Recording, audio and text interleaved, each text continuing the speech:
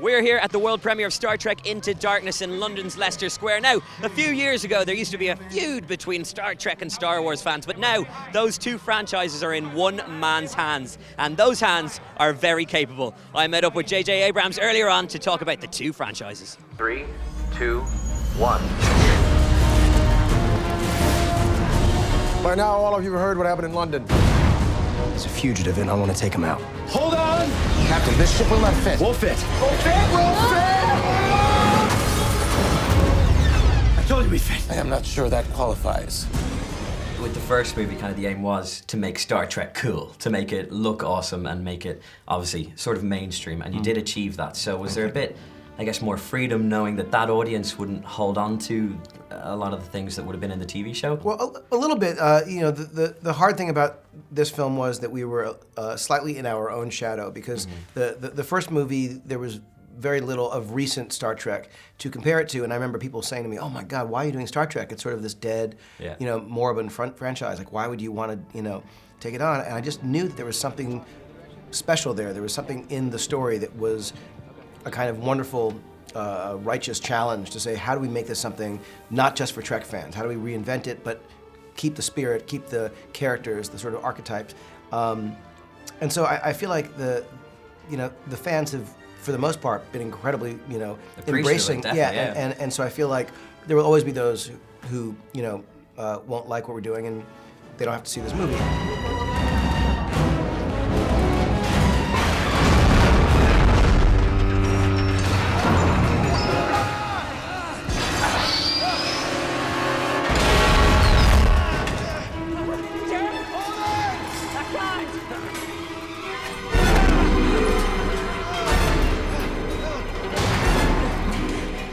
And the one thing I love about your films is there's the old nostalgia kind of element of mystery that's kind of lost in modern cinema, like with Super 8, with Cloverfield.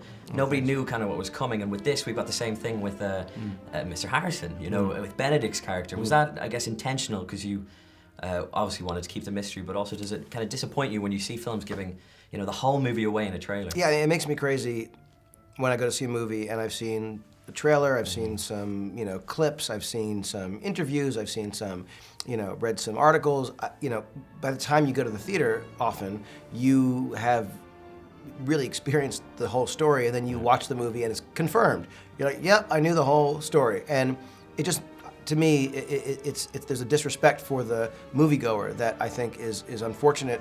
And I understand, you know, with online now, everything is immediately, you know, aggregated and accessible, and you can get much more information than you even are aware of instantly, often about things you don't want spoiled. Yeah. And so I just think it's really important, as much as possible, let the audience see the film for the first time.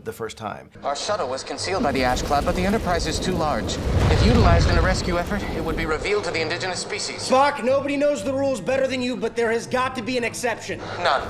Such action violates the Prime Directive. Shut up, Spock. We're trying to save you, damn it. Doctor, the needs of the many outweigh the needs of the few. Spock, we're talking about your life! The rule cannot be broken. Spock! Try to get him back online. 90 seconds to detonations. Spock were here and I were there. What would he do? He'd let you die. You said you weren't a Trekkie before you came to this. Are you Trekkie now?